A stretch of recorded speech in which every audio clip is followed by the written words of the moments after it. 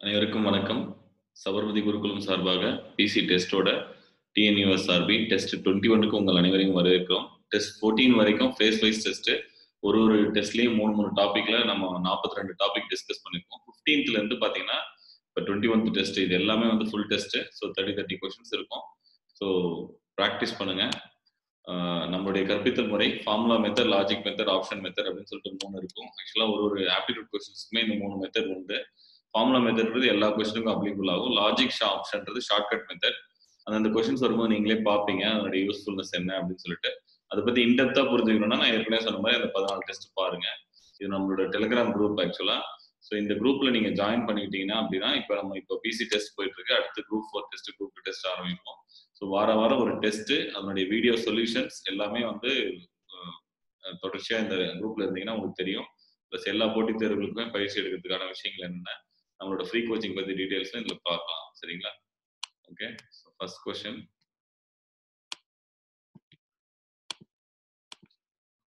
So என்ன கேட்டிருக்காங்க? 2.98 whole cube plus 3 into 2.98 whole square 0.02. இது வந்து எந்த ஃபார்முலா வடிவில் இருக்குது? a cube plus 3a square b plus 3ab cube b square plus b cube. இந்த ஃபார்முலா வடிவில் இருக்குது. இதனுடைய வடிவம் என்ன? a plus b whole cube. So அந்த ஃபார்முலா பிரகாரம் ஏன்றது இங்கே வந்து 2.98, b அப்படின்றது 0.02. அப்போ a plus b whole cube அப்படின்னா a plus b என்னது? 2.98ஐயும் 0.02ஐயும் கூட்டுங்க. இது டைரக்டா போட்டீங்கன்னா போட முடியாது இந்த question. Whole cube actually. So 3 cube அப்படின்றது என்னது? 27. அவ்வளவுதான். ரொம்ப சிம்பிள் ஆக்சுவலா. ஓகே. ஸோ அடுத்தது எக்ஸ் ஸ்டார் ஒய் அப்படின்றது எக்ஸ் பெருக்கல் ஒய் அப்படின்றது எக்ஸ் ஒய் கிடையாதுங்க. X square plus Y square அவனே ஒரு ஃபார்முலா கொடுத்துட்டான். ஸோ அப்போ அந்த ஃபார்முலா தான் நம்ம அப்ளை பண்ணோம். எக்ஸ் ஸ்டார் ஒய்ன்றது X star Y equal to X square plus Y square அப்படின்ட்டான். அப்போ அதே மாதிரி 12 ஸ்டார் 11 அப்படின்றது 12 ஸ்கொயர் பிளஸ் 11 ஸ்கொயர். 12 ஸ்கொயர்னா 144, 11 ஸ்கொயர்னா 121. ஸோ ஆட் பண்ணீங்கன்னா 265 அப்படின்றது வரும். 265 அவ்வளவுதான். ஓகே. பி என்பது வகுத்தலாகவும், டி என்பது பெருக்கலாகவும், டி என்பது கூட்டலாகவும், எம் என்பது கழித்தலாகவும் இருந்தால் அப்படின்னு சொல்லிட்டு இதனுடைய மதிப்பு என்ன அப்படின்னு கேட்டிருக்காங்க. இந்த மாதிரி கேள்விகளுக்கு என்ன பண்ணணும்னா ஃபர்ஸ்ட் இருக்கிறத அப்படியே எடுத்து எழுதிருங்க. 12m 12d 28p 7t 15. இப்போ எங்கெல்லாம் வந்து அந்த பெருக்கல் வகுத்தல் இருக்கோ அந்த இடத்துல என்ன பண்ணுங்கன்னா அதை அப்படியே அப்ளை பண்ணுங்க. 12mன்றது என்னது? கழித்தல், மைனஸ் 12. டின்றது என்ன? பெருக்கல், அதை அப்படியே பிரதிடுங்க. 28. பின்றது என்ன? வகுத்தல் 7. டீன்றது என்ன? கூட்டல் 15. இப்போ போர்ட் மாஸ் விதி பிரகாரம் பெருக்கலையும் கூட்டலுக்கும் தான் அதிக இம்பார்ட்டன்ஸ் போர்ட் மாஸ்ல டிவிஷன் மல்டிபிகேஷன். அப்போ இந்த இடத்துல மட்டும் பாருங்க 12 minus 12 into 28 divided by 7 plus 15 இப்படி இருக்கு. அப்போ நம்ம எதெல்லாம் அடிக்கலாம்? இது ரெண்டுத்தையும் அடிக்கலாம். இது ரெண்டுத்தையும் அடிச்சோம்னா 4. ஸோ 12 நாள் என்னது? 48 plus 15. ஸோ முதல்ல பிளஸ் எல்லாம் கூட்டிடுங்க. 12 15 கூட்டிங்கன்னா 27. 27 மைனஸ் 48. ஓகே. 27 மைனஸ் 48. ஸோ 12 15 பிளஸ்ல இருக்கு, அதனால அதை நிறுத்தி கூட்டிட்டோம். மைனஸ் 48. ஸோ இப்போ பார்த்தீங்கன்னா பெரிய எண் இது 48. 48லேருந்து 27 கழிக்கணும், மைனஸ் 21. அதனால ஆன்சர் வந்து மைனஸ் 21. ஓகேங்களா? இதுதான் ஆன்சர். ஓகே. சரி. அடுத்தது ஒரு ஃபார்முலா கொடுத்துறாங்க. 4 லாம்டா 3 ஒமேகா 3 5 12 ஒமேகா 3 அதே மாதிரி 8 ஒமேகா 15க்கு என்னன்னு கேட்டிருக்காங்க பாருங்க. 4 ஒமேகா 3 ஈக்குவல் டு 25. இது வந்து பாத்தீங்கன்னா ட்ரிக்னாமெட்ரிக் முற்றொருமைகள் அப்படின்னு சொல்லுவாங்க, பித்தாகரஸ் முற்றொருமைகள் அப்படின்னு சொல்லிட்டு. 4 ஸ்கொயரையும் 3 ஸ்கொயரையும் கூட்டினா நமக்கு என்ன வரும்? 5 ஸ்கொயர் வரும். அதே மாதிரிதான் அடுத்தது 5 ஸ்கொயரையும் 12 ஸ்கொயரையும் கூட்டினா 13 ஸ்கொயர் வரும். ஸோ அதே மாதிரி 8 ஸ்கொயரையும் 15 ஸ்கொயரையும் கூட்டினா என்ன ஸ்கொயர் வரும் அப்படின்றது நீங்க பார்க்கணும். ஆக்சுவலா 17 ஸ்கொயர் அப்படின்றது வரும். ஸோ இந்த ஸ்கொயர்ஸ் வந்து 20 ஸ்கொயர் வரைக்கும் தெரிஞ்சிருக்கணும். ஆக்சுவலா 1 ஸ்கொயர் 2 ஸ்கொயர் இது வந்து 20 ஸ்கொயர் வரைக்கும் தெரிஞ்சிருக்கணும். அப்பதான் இது வந்து இந்த மாதிரி போட முடியும். இன்னொன்று இந்த முற்றொருமைகள் ஃபார்முலாஸும் தெரிஞ்சிருந்ததுன்னா நமக்கு ஈஸியாக இருக்கும். ஸ்கூல் புக்லேயே இருக்கு. அதை வச்சு ஆன்சர் வந்து 17. ஓகே, அடுத்தது ரோஸ் என்பது 6821 அப்படின்னு கொடுத்துட்டாங்க. அப்போ இதில் ஒவ்வொன்றுத்தையும் நீங்கள் பார்க்கணும். இதில் இ இருக்கு, இதுலேயும் இதில் சே ஃபார் எக்ஸாம்பிள் இதில் இ இருக்கு, அதுக்கப்புறம் இதில் எதுவும் ஆறுன்றது பார்த்தீங்கன்னா இதில் 6 இருக்கு, இங்கே 6 இருக்கு. அப்போ ஆறுன்றது 6 அப்படின்றது தெரியுது. அதுக்கப்புறம் ஓ அப்படின்றது 8 அப்படின்றது கோட் பண்ணியிருக்காங்க. நமக்கு எது தேவையோ அதை மட்டும் எடுத்துக்கலாம். இப்போ நமக்கு என்ன தேவை? பிஆர்இஏ ஹெச் இதானே தேவை. ஸோ அதுலேருந்து எடுத்துக்கலாம். பி சர்ச் தான் தேவை. சாரி, நமக்கு என்ன தேவைன்னா சர்ச் தேவை. SEARCH. ப்ரீச்சில் EACH அப்படியே இருக்குது இல்லையா, அதை அப்படியே எடுத்துக்கலாமா? EACH. சர்ச்சில் நமக்கு என்ன தேவை? CH. இதுலேருந்து எடுத்துக்கங்க 73. ஸோ 73ல் முடியணும். எல்லாமே முடியுது, இது ரெண்டு கிடையாது. அதுக்கப்புறம் ஆர்னா என்னது? 6ன்னு தெரியும். அப்போ 673ல் முடியணும். அப்போ இது மட்டும்தான், இதுவும் கிடையாது, இதுவும் கிடையாது. ஸோ அப்படியே நீங்கள் அந்த மாதிரி நீங்கள் சிம்பிளிஃபை பண்ணிங்கனாலே கொஸ்டின் ரொம்ப சிம்பிளாக வந்துடும். 2 எண்கள் 3ஆம் எண்ணிலிருந்து முறையே 50%, 40% அதிகமாக உள்ளது எண்ணில் அப்படின்னு சொல்லியிருக்காங்க. ஸோ 2 எண்கள் 3வது எண்கள் இருந்து, ஸோ முதல் எண், 2வது எண், 3வது எண் அப்படின்னா 3வது எண்ணிலிருந்து அதிகமாக இருக்கு அப்படின்னா அப்போ 3வது எண்ணை தான் நம்ம பேஸாக வைக்கணும். 3வது எண்ணை நம்ம 100ன்னு எடுத்துக்கலாம். அப்போ முதல் எண் என்னவா இருக்கும்? 50% அதிகம்னா 150. 2வது எண் 40னா 140. ஸோ முதல் எண்ணுக்கும் 2வது எண்ணுக்குமான விகிதம் யாதுன்னு கேட்டிருக்காங்க. 150க்கும் 140க்கும் விகிதம் கேட்டிருக்காங்க. ஸோ ஜஸ்ட் அடிச்சிங்கன்னா போதும், 0 அடிச்சிடும். 15, 14 அப்படின்னு வந்துடும். சரியா? சிம்பிள். அடுத்தது 57. ஒரு மாணவர் 20% மதிப்பெண் எடுத்து 12 மதிப்பெண்களில் தோல்வி அடைகிறார். மற்றொரு மாணவர் 45% மதிப்பெண் எடுத்து தேர்ச்சிக்கு தேவையான மதிப்பெண்ணை விட 48 மதிப்பெண் அதிகமாக எடுக்கிறார் அப்படின்னு சொல்லியிருக்காங்க.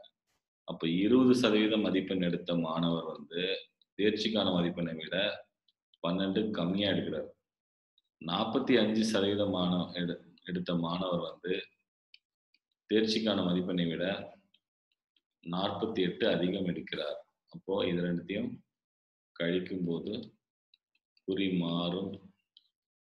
அப்போ -25% மதிப்பெண் எடுத்தவர் -60 எடுக்கிறாரு. அதாவது 25/100, அது m கேன்சல் ஆகிடும், மைனஸ். ஸோ 4. மேக்ஸிமம் மார்க் வந்து 240. அவ்வளோதான். ஓகே, ஸோ இந்த கொஸ்டினை வந்து இந்த மாதிரி ஈக்குவேஷனில் போடாமல் கிராஃப்லையும் போடலாம். பாருங்க கிராஃபில் எப்படி போடுறேன்னு சொல்லிட்டு. இப்படி இருக்குன்னு எடுத்துக்கலாம்.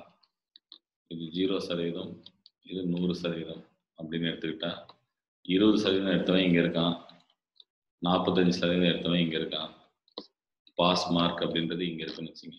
இந்த கேப் வந்து 12 மார்க், இந்த கேப் வந்து 48 மார்க். ஏன்னா இங்கே எடுத்தவன் 48 அதிகம், இங்கே எடுத்தவன் கம்மி. அதுதான் இது. இந்த கேப் எவ்வளோ? 25%. 25% அப்படின்றது 60.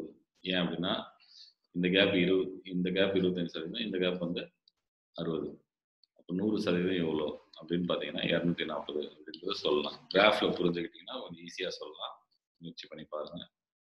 பற்றி பேசிக்ஸ்லையும் பேசியிருக்கோம். வட்டத்தின் சுற்றளவு 10% குறைகிறது. மென்சுரேஷன் இந்த மாதிரி பரப்பளவு அந்த மாதிரி கொஸ்டின்னாலே நான் என்ன சொல்லியிருக்கேன் அப்படின்னா ஆரம் πr², ஏரியா வந்து πr².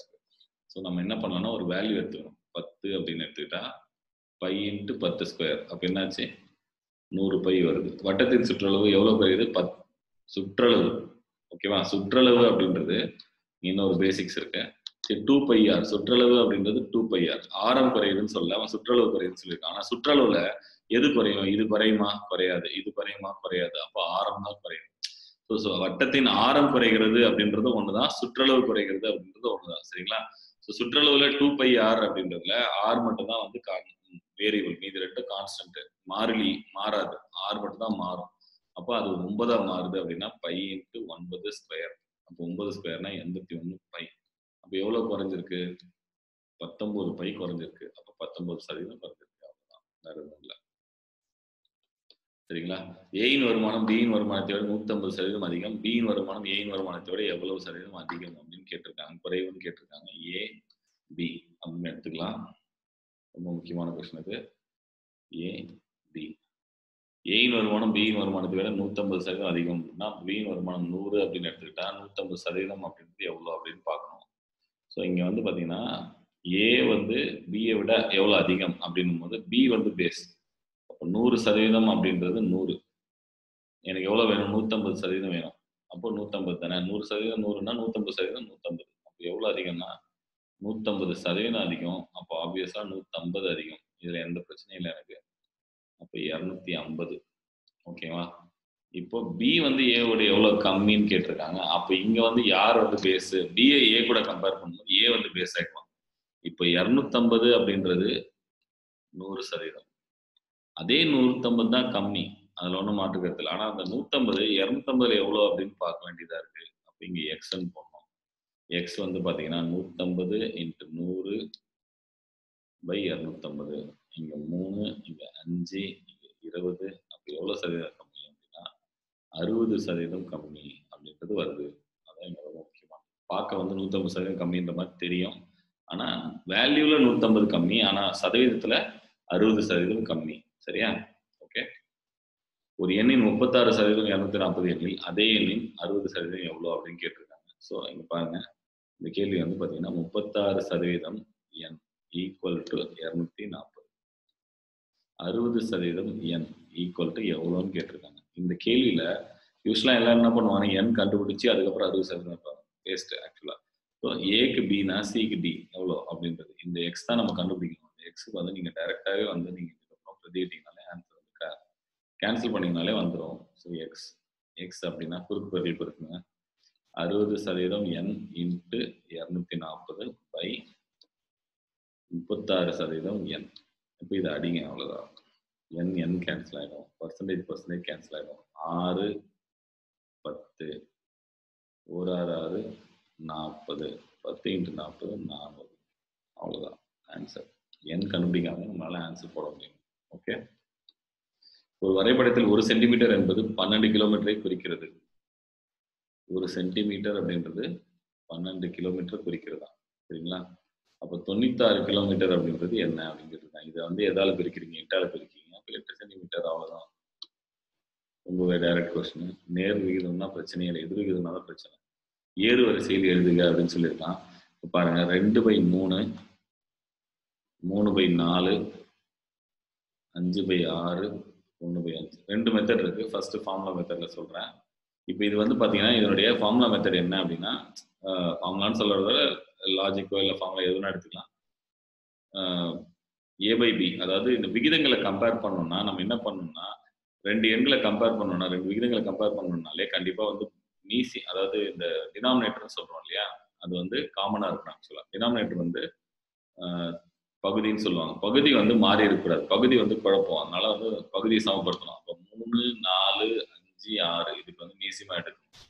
மீசிமா எடுத்தீங்கன்னா 1 4 5 2 திருப்பி 2ஆம் வாய்ப்பாடுல பார்த்தீங்கன்னா 1 2 5 3 2 6 6 2 12 12 5 60. அப்போ இது 60 ஆகுதுன்னா 3 எப்போ 60 ஆகும்? 20 ஆகல. இப்போ 40 ஆயிடும். இது 60 ஆகணும்னா 15ஆல பெருக்கணும். இப்போ 45. இது 60ஆல பெருக்கணும்னா 10ஆல பெருக்கணும். அப்போ 50. இது 60ஆல பெருக்கணும்னா 12ஆல பெருக்கணும். 12. அப்போ இருக்கிறதுல எது சின்னது?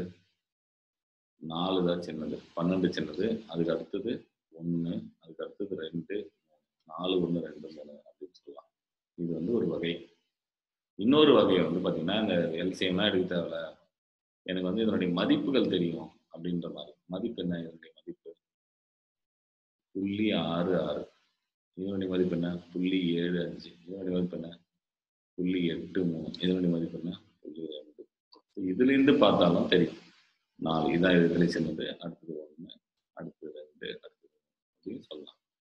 இதுல என்ன பிரச்சனைனா இந்த மாதிரி நமக்கு எல்லாருடைய ஃப்ராக்ஷன்ஸோட வேல்யூ தெரிஞ்சிருக்கணும். அப்படி இல்லைன்னா நீங்க வந்து பகுதியில சமப்படுத்துங்க அப்படின்றோம். சரிங்களா?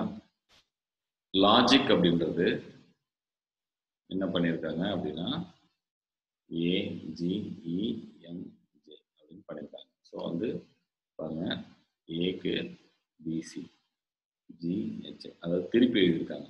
லாஜிக் வந்து திருப்பி எழுதியிருக்காங்க. திருப்பி எல்ல வந்து இது கூட எம் வந்து ஓ கூட லிங்க் பண்ணுறாங்க. அந்த மாதிரி ஏ வந்து சி கூட இருக்கு. ஸோ அப்போ இது என்ன பண்ணுறாங்க? திருப்பி ரிவர்ஸ் பண்ணும்போது ஏலேருந்து பி ஒரு லெட்டர் விட்டுட்டு ரிவர்ஸில் போகுது. ஹெச் விட்டுட்டு ஐ இப்படின்னு பாருங்க. அப்புறம் உங்களுக்கு புரியும். எஃப் விட்டுட்டு ஜி, எம் விட்டு என் விட்டுட்டு ஓ, கே விட்டுட்டு எல் அப்படின்றது.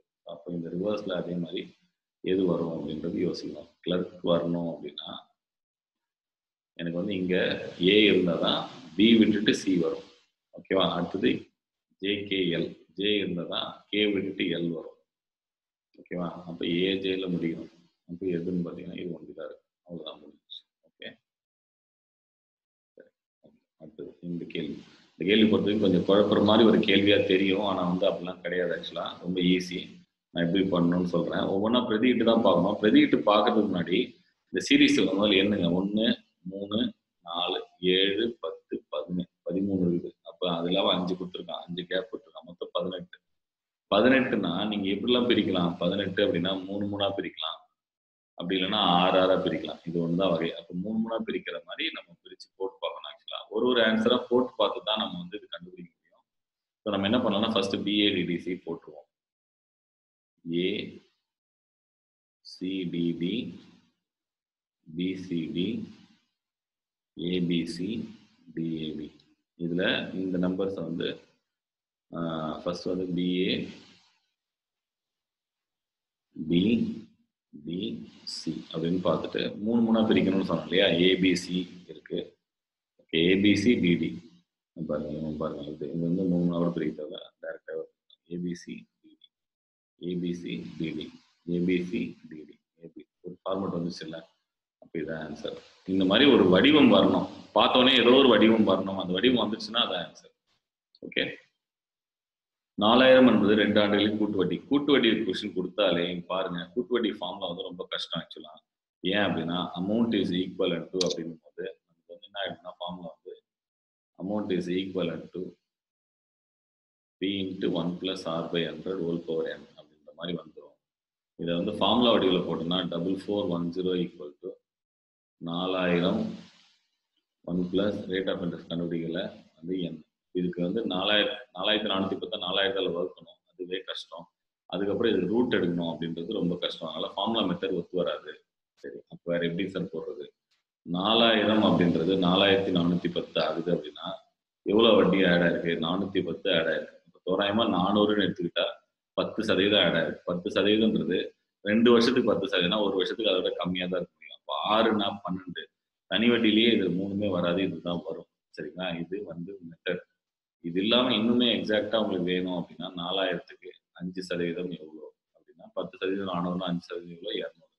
200 200 அந்த 200க்கு 10% எவ்வளோ அப்படின்னா 10. ஏன்னா 20ன்றது 10%, அதுல 10ன்றது 5%. ஸோ 410, அதனால 5% அப்படின்றது தனி வட்டியா நினைச்சு கொஸ்டினை பார்த்து புரிஞ்சுட்டு அதுக்கப்புறம் நம்ம வந்து அப்ரோச் பண்ணணும். 4% தனி வட்டி வீதத்தில் ரூபாய் 150 எத்தனை வருடங்களில் இரட்டிப்பாகணும் அப்படின்னு கேட்டிருக்காங்க. 4% தனி வட்டி விதத்துல எத்தனை வருடத்தில் இரட்டிப்பாகும்? ஃபார்முலா மெத்தட்ல ஃபர்ஸ்ட் பாத்தீங்கன்னா பின்றது எப்போ 2p ஆகும் அப்படின்னு கேட்டிருக்காங்க. சரியா? 2pன்றது என்னது? அமௌண்ட். கரெக்டா? அப்போ நமக்கு வந்து நான் போடுற பிரின்சிபல் இல்லாம சிம்பிள் இன்ட்ரெஸ்ட் எவ்வளவு வந்திருக்குன்னா ஒரு பி தான் வந்து simple interest P. Simple interest formula என்ன? PNR/100 into R/100. இதுல பிரதி பிரின்சிபல் வந்து 150 எத்தனை வருஷத்துல எத்தனை வட்டியில? 4% வட்டியில. 150 அடி போட்டுரும். இது 25 வருதுன்னா n = 25 அப்படின்னு வரும். இதுதான் ஃபார்முலா வடிவம். பட் ஆனால் இதெல்லாம் தேவையில்லை. நான் என்ன சொல்றேன்னு பாருங்க. நான் 150 ரூபா போடுறேன். சரியா? 100% தானே எனக்கு. அது அப்படியே ஞாபகம் வச்சுங்க. எனக்கு 100% வேணும். கரெக்டா? ஒரு வருஷத்துக்கு எத்தனை சதவீதம் கிடைக்கும்? 4% கிடைக்கும். எத்தனை வருஷத்துல இன்னொரு 100% கிடைக்கும் அப்படின்னா 25 வருஷத்துல கிடைக்கும். அதுதான். ஓகே, ஒரு செங்கோண முக்கோணத்தின் பரப்பளவு 30 சதுர மீட்டர், அதன் கர்ணம் 13 அப்படின்னு சொல்லலாம். ஒரு செங்கோண முக்கோணம்னா ஃபர்ஸ்ட் என்ன பரம்பிக்கணும்? செங்கோண முக்கோணத்துல கர்ணம் வந்து 13, அதனுடைய பரப்பளவு பேஸ் ஹைட் இது 2 பக்கம் எடுத்துக்கலாம். இப்போ நமக்கு தெரியும் b² + h² வந்து 13² அப்படின்றது. இது ஒன்று ஃபார்முலா. அது இல்லாமல் ஆஃப் BH வந்து எவ்வளோவா? 30. அப்போ பேஸும் ஹைட்டும் வந்து 60. இது 2வது சமன்பாடு. இந்த 2 சமன்பாடையும் சால்வ் பண்ணும். b² + h² வந்து 13 ஸ்கொயர், b × h வந்து 60 அப்படின்றது. இது ஆப்வியஸா கஷ்டம். இந்த மாதிரி நீங்க போட்டீங்கன்னா கண்டிப்பா வந்து கேள்வி வந்து சால்வ் பண்ணவும் முடியாது. இப்போ நம்ம அது பதில் என்ன சொல்றோம்னா ஆப்ஷன்ல இருந்து இப்போ இதுல சின்ன எண் வந்து 5 அப்படின்னு எடுத்துட்டா இது 5 ஆனா இது என்னவா இருக்கும் அப்படின்னு பாத்தீங்கன்னா 5, 12, 13 அப்படின்றது நமக்கு தெரிஞ்சிருக்கும். இல்ல இது இது தெரிஞ்சிருந்தா டக்குன்னு போட்டுடலாம். கேள்வி கேட்டவொடனே 5, 12, 6, 5, 30. ஓகே, ஏரியா கரெக்டா வருது, அதனால 5 தான் ஆன்சர் அப்படின்றது சொல்லிடலாம். இன்னொன்னு 13 பார்த்தோன்னே நம்ம சொல்லலாம். இன்னொன்னு பாத்தீங்கன்னா 5 ஸ்கொயரும் 12 ஸ்கொயர் போட்டா தான் 13 ஸ்கொயர் வரும். இல்ல நீங்க சின்ன எண் வந்து 5ன்னு எடுத்துக்கிட்டீங்கன்னா 13 ஸ்கொயர்ல 5 ஸ்கொயர் என்னன்னு கண்டுபிடிக்கணும். அந்த மாதிரியும் போட்டு போடலாம். ஸோ இந்த லிங்க் பண்ணணும்னா இப்படிதான் நீங்க லிங்க் பண்ண முடியும். சரிங்களா? வட்டம் என்பது காப்பி கொடுப்பவர்களையும், முக்கோணம் என்பது டீ குடிப்பவர்களும், செவ்வகம் என்பது பூஸ் குடிப்பவர்களையும் குறிக்கிறது எனில் கீழ்காணும் வினாக்களுக்கு விடையளிக்கும். காப்பி மட்டும் குடிப்பவர்கள் எண்ணிக்கை. வட்டம் என்பது காப்பி. வட்டம் என்பது காப்பி அப்படின்னா மற்ற எதுவுமே தேவையில்லை. காப்பி மட்டும். ஓகேவா? இதுதான் காப்பி குடிக்கிறவங்க. இதுல நமக்கு வந்து முக்கோணம்ன்றது டீ குடிக்கிறவங்க. அவங்க காப்பி மட்டும் குடிக்கிறவங்கன்னா அப்ப இவங்க டீ குடிக்கிறவங்கன்னா வரமாட்டாங்க. அதே மாதிரி பூஸ்ட் குடிக்கிறவங்களும் வரமாட்டாங்க. ஓகேங்களா? காபி மட்டும் குடிக்கிறவங்க இவங்க 2 பேர் தான். 25 + 20. அப்போ மொத்தம் 45. as simple as that. Okay, அடுத்த கேள்வி. காபி மட்டும் குடிப்பவர்கள் இன்னைக்கு 45 பார்த்தோம். டீ மற்றும் காபி மட்டும் குடித்து பூஸ்ட் குடிக்காதவர்கள் அப்படின்னு சொல்லிட்டாங்க. பூஸ்ட்ன்றது யாரு? செவ்வகம்ன்றது பூஸ்ட் குடிக்கிறவங்க. சரியா? செவ்வகம் என்பது பூஸ்ட் குடிப்பவர்கள் அப்படின்னா செவ்வகத்தில் இருக்கவங்க எல்லாரையும் தூக்கிடுங்க. பூஸ்ட் குடிக்கூடாதுன்னு சொல்லிட்டாங்க இல்லையா, அதனால அவன் 5 பேரும் தூக்கியாச்சு. இப்போ என்ன கேட்குறான்? டீ மற்றும் காபி குடித்து. டீன்றது என்னது? முக்கோணம். காப்பின்றது வட்டம். முக்கோணத்திலே இருக்கணும், வட்டத்திலே இருக்கணும். முக்கோணத்திலே இருக்கணும், வட்டத்திலே இருக்கணும் அப்படின்னா இந்த 7. சரியா? இவங்க வந்து இது குடிக்கலாம், அவன் அது குடிக்கலாம். குடித்து அப்படின்னு சொல்லிட்டான், அதனால 7 மட்டும் தான் வரும். 7 ஆன்சர். ஓகேவா? அடுத்தது மூன்றினையும் அருந்துபவர்கள் அப்படின்னு கேட்கலாம். 3த்தையும் குடிக்கணும். 3த்திலே இருக்கிறவங்க யாரு? முக்கோணத்திலே இருக்கணும், இதுலேயே இருக்கணும். 15 வேற யாரும் இல்லை. 7 வந்து அதுல இல்லை. அதுக்கப்புறம் 15 வந்து வட்டத்திலே இருக்கும். 17. 160 விட 35% அதிகமான எண் என்ன அப்படின்னு கேட்டிருக்காங்க. அதாவது 100% வந்து 160 அப்படின்னா 135% எவ்வளோ அப்படின்னு கேட்டிருக்காங்க. குறுக்கு பெருக்கல் பெருக்கி போடலாம், உங்க இஷ்டம். இல்ல 10% எவ்வளோ? 16. 30% எவ்வளோ? 48. 5% எவ்வளோ? 8. 56. 160 கூட 56 கூட்டுங்க, 216 இப்படின்னு போடலாம். நீங்க குறுக்கு பெருக்கல் பெருக்கி போட்டாலும் சரிதான், இப்படி போட்டாலும் சரிதான். ஓகே, tan 45 மதிப்பு என்ன? tan 45 மதிப்பு 1, sin 90 மதிப்பு 1. ஓகே, இப்போ 1 + 1 1 + 1 பெருக்குறாங்க. 2 2 4. ஓகே, ஆன்சர் 4 வரும்.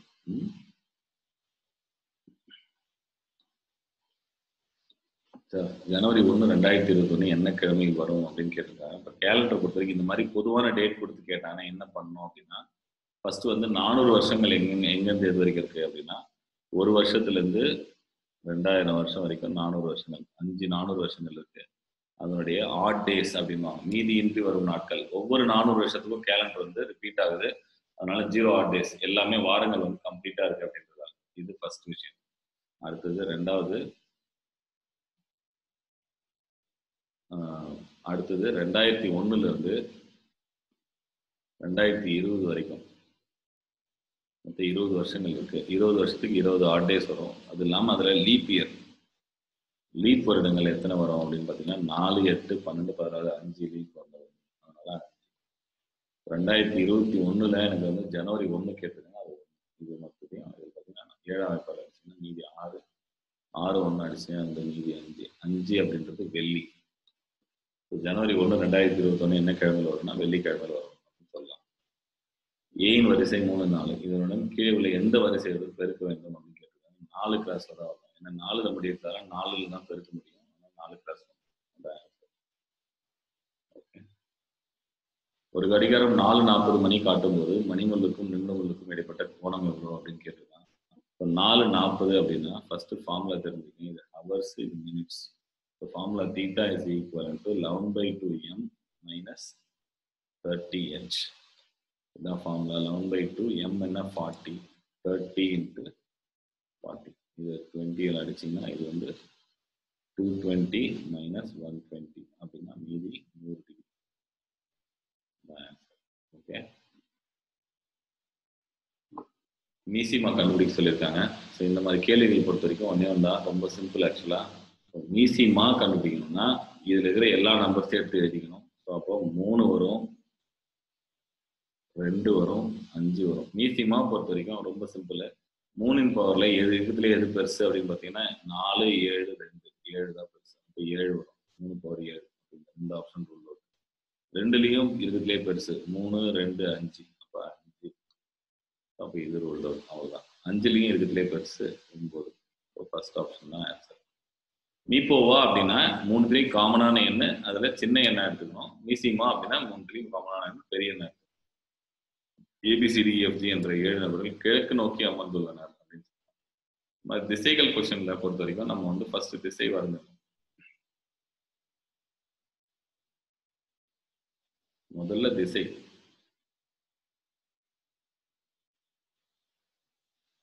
கிழக்கு, இது மேற்கு, இது வடக்கு, இது தெற்கு. இப்போ எதை நோக்கி உட்காந்துருக்காங்க? கிழக்கு நோக்கி உட்காந்துருக்காங்க.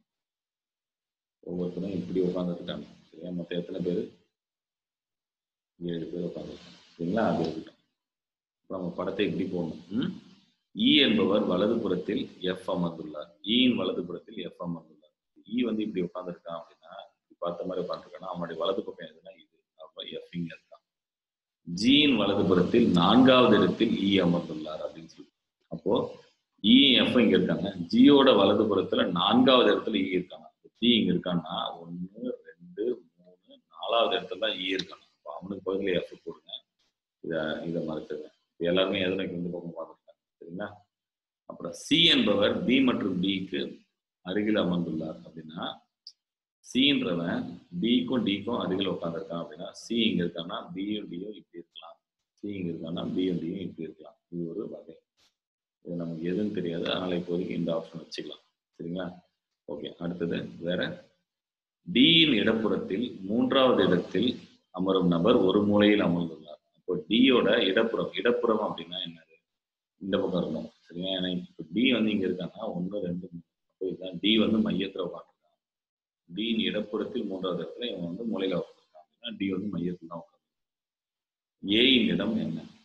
ஓகே. அதுக்கப்புறம் இது டி வந்து இங்க வந்துருச்சு. அப்போ டி இங்க வந்துட்டா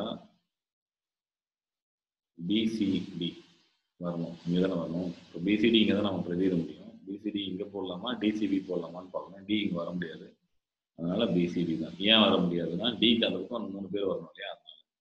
ஸோ இதுதான் வந்து நம்ம final answer. G, B, C, E, F அப்படின்னு யார் இருக்கா? ஏ. அவ்வளோதான் பெண்டிங் இருக்கு அப்படின்றது. ஏயின் இடம் என்ன அப்படின்னு கேட்டால் வலது மூலை இல்லையா? இந்த பக்கம் இப்படி பார்த்துட்டு இருக்கும் போது வலது மூலை அப்படின்றது தான் ஏயின் இடம். Okay.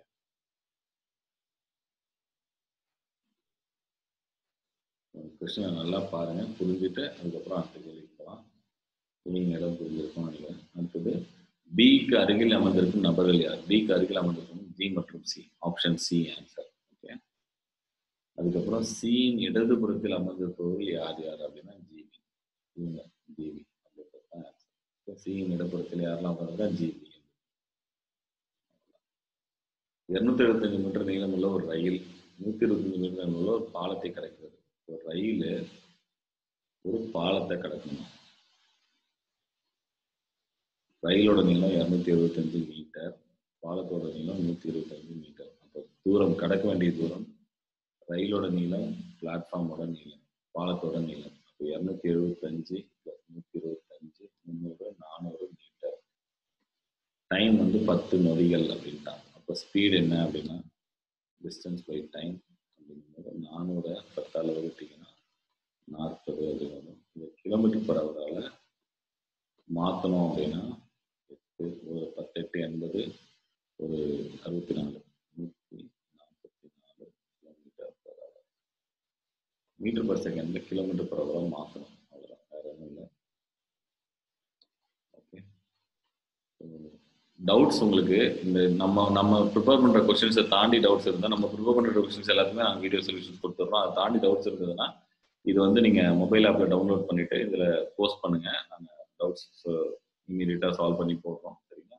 Apart from the Telegram குரூப்லேயே நீங்கள் போடலாம், அதுலேயுமே சொல்யூஷன்ஸ் பார்க்கலாம். இன்னும் ஒரு 4 டெஸ்ட் இருக்கு, நல்லா படிங்க. இன்னும் 4 நாள் தான் இருக்கு. பிசி டெஸ்ட்டுக்கு all the best Sabarmati Gurukulam.